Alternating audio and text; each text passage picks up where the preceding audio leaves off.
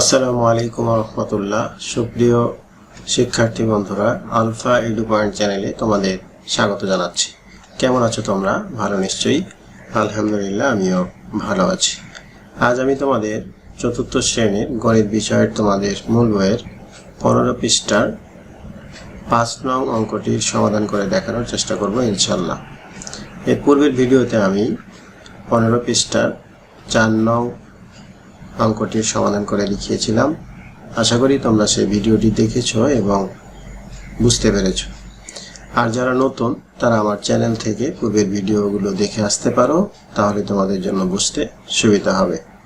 আর নিয়মিত ভিডিও পেতে আমার চ্যানেলটি সাবস্ক্রাইব করে বেল আইকনটি অন রাখতে পারো, তাহলে যখনই আমি নতুন কোনো ভিডিও আপলোড দিব তখন তুমি এর নোটিফিকেশান পেয়ে যাবে। আর যারা অলরেডি সাবস্ক্রাইব করেছো তাদেরকে অসংখ্য ধন্যবাদ। প্রিয় শিক্ষার্থী বন্ধুরা, আজকে আমরা 5 নাম্বার দেখব। 15 পৃষ্ঠায় যে 5 নাম্বার, এখানে দেখো লেখা আছে নিচে 7টি সংখ্যা কার্ড আছে। এই যে এইগুলোকে কার্ড বলা হচ্ছে আর কি। এই সংখ্যা কার্ডগুলো দিয়ে 7 অঙ্কের সংখ্যা তৈরি করি।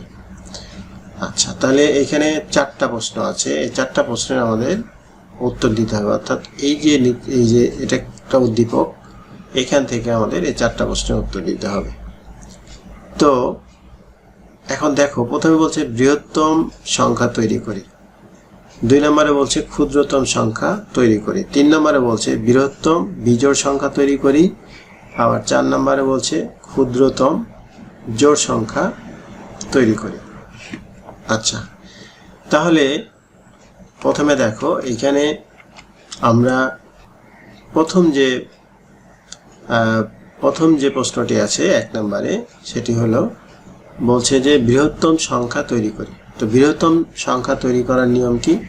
এই যে কার্ডগুলো আছে, এই কার্ডগুলোতে যে সংখ্যাগুলো আছে, সেই সংখ্যাগুলোর সবচাইতে বড় যে সংখ্যাটা, সেই সংখ্যাটা সবার আগে, তারপরে পর্যায়ক্রমে যেটা ছোট, তারপরে যেটা ছোট, তারপরে যেটা ছোট, এইভাবে আমরা যদি লিখি তাহলে আমরা বৃহত্তম সংখ্যা তৈরি করতে পারব।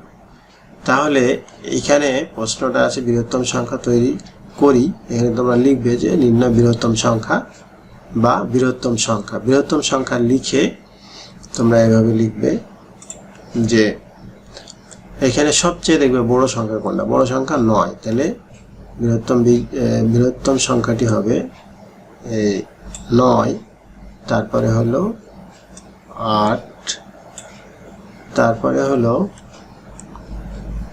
6, তারপরে হলো 5, তারপরে 3, তারপরে 2, তারপরে 0। এটা বৃহত্তম সংখ্যা। আচ্ছা, বৃহত্তম সংখ্যা এই যে 7টা কার্ড থেকে বৃহত্তম সংখ্যা আমরা তৈরি করলাম। নিয়মটা হলো যে সবচেয়ে বড় সংখ্যা যেটা, প্রথমে এভাবে পর্যায়ক্রমে সব ছোট পর্যন্ত লিখলে বৃহত্তম সংখ্যা পাবো।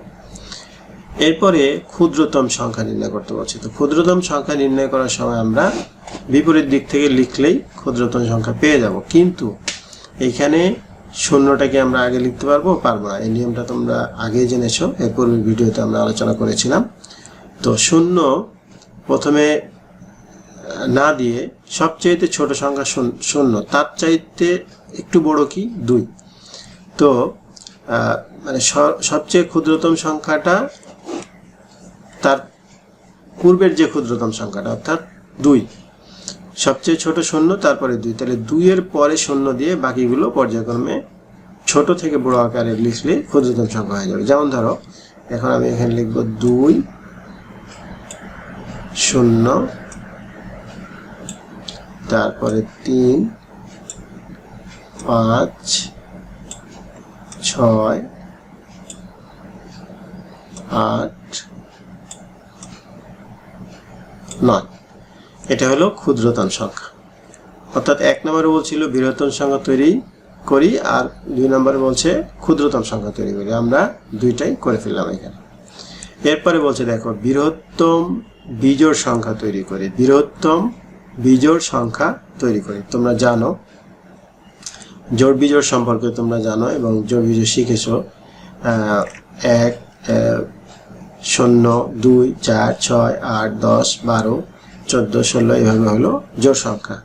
1, 3, 5, 7, 9, 11, 13 এইভাবে এগুলো হলো বিজোড় সংখ্যা। তো এখন এই যে আমরা এই কার্ডগুলো আছে, এই কার্ডগুলো দিয়েই কিন্তু বৃহত্তম বিজোড় সংখ্যাটা তৈরি করতে হবে। তাহলে তোমরা এটুকু লিখবে যে বৃহত্তম বিজোড় সংখ্যা, এই কথাটা লিখে তারপরে লিখবা।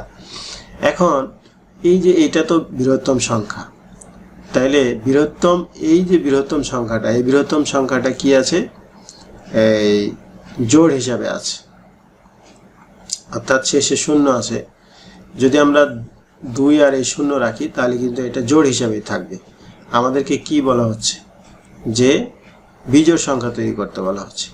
তা আমরা যদি 3টাকে শেষে দিয়ে দিই তাহলে সবচেয়ে বড় বৃহত্তম সংখ্যাটা হবে, সবচেয়ে বড় বৃহত্তম সংখ্যা হবে যদি আমরা এই 3টাকে শেষে দিয়ে দিই। যেমন ধরো এখানে 9, 8, 6, 5,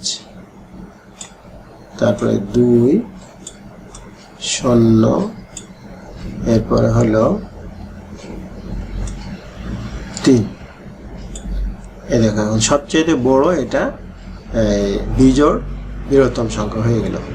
অর্থাৎ লাস্টে কি আছে? 3 আছে, এখানে এটা বৃহত্তম সংখ্যা। কিন্তু এই যদি আমরা এই 0 দিতাম তাহলে এটা জোড় সংখ্যা থাকতো, আবার 2 যদি থাকতো তাও এটা জোড় সংখ্যা থাকতো, কিন্তু বলা হচ্ছে বিজোড় সংখ্যা। তাহলে বৃহত্তম বিজোড় সংখ্যা এখানে আমরা লিখলাম। এরপরে 4 নম্বরে বলছি যে ক্ষুদ্রতম জোড় সংখ্যা। তাহলে ক্ষুদ্রতম, আমরা এই যে ক্ষুদ্রতম সংখ্যাটা নির্ণয় করেছি, এখন ক্ষুদ্রতম জোড় সংখ্যা বলছে। তাহলে এই যে এখানে 8 আর 9, লাস্টে 9 মানে কি? 9 তাহলে বিজোড় সংখ্যা আছে। এই 9টাকে যদি আমরা আগে নিয়ে আসি আর 8টাকে পরে দিই তাহলে কিন্তু ক্ষুদ্রতম জোড় সংখ্যা তৈরি হয়ে যাবে। যেমন এখানে 2, 0, 3, 5, 6, তারপরে 9, এরপরে 8। এটি হয়ে গেল ক্ষুদ্রতম জোড় সংখ্যা। অর্থাৎ আমাদের যে প্রশ্নটি ছিল এখানে নিচে 7টি সংখ্যা কার্ড দিয়ে, মানে কার্ড আছে, এই কার্ডগুলো দিয়ে 7 অঙ্কের সংখ্যা তৈরি করি। এই যে প্রশ্নগুলোর উত্তর আমরা এখানে লিখে ফেলছি। আমি এইখানে এগুলো লিখলাম না, তোমরা যখন লিখবে তখন এই যে 1 নম্বর লেখার সময় লিখবে যে বৃহত্তম সংখ্যা, এই কথাটা লিখবে, অথবা লিখবে যে নির্ণয় বৃহত্তম সংখ্যা, এই কথাটা লিখে তারপরে সমান চিহ্ন দিয়ে এটা লিখবা। তারপরে লিখবে নির্ণয় ক্ষুদ্রতম সংখ্যা অথবা ক্ষুদ্রতম সংখ্যা, লিখে এটা দিয়ে লিখবে। আবার নির্ণয় বৃহত্তম বিজোড় সংখ্যা, এই কথাটা লিখবে, অথবা লিখবে বৃহত্তম বিজোড় সংখ্যা দিয়ে এই সংখ্যা পর্যন্ত, এই পর্যন্ত লিখে তারপরে এটা লিখবে। তারপর ক্ষুদ্রতম জোড় সংখ্যা এ পর্যন্ত লিখে এটা লিখবা। তাহলে এই যে 5 নম্বরের যে সমাধানটা সেটা হয়ে যাবে। নিশ্চয় তোমরা বুঝতে পেরেছ এই 5 নম্বর যে আমি তোমাদের এই সমস্যাটি ছিল সেই সমস্যাটি বুঝিয়ে দেওয়ার চেষ্টা করেছি। যদি ভিডিওটি ভালো লাগে তাহলে লাইক, কমেন্ট ও বন্ধুদের মাঝে শেয়ার করতে পারো। আজ এই পর্যন্তই, কথা হবে পরবর্তী ভিডিওতে। সেই পর্যন্ত মহান আল্লাহ তাআলা আমাদের সকলকে ভালো রাখুন। আল্লাহ হাফেজ। আসসালামু আলাইকুম ওয়া রাহমাতুল্লাহ।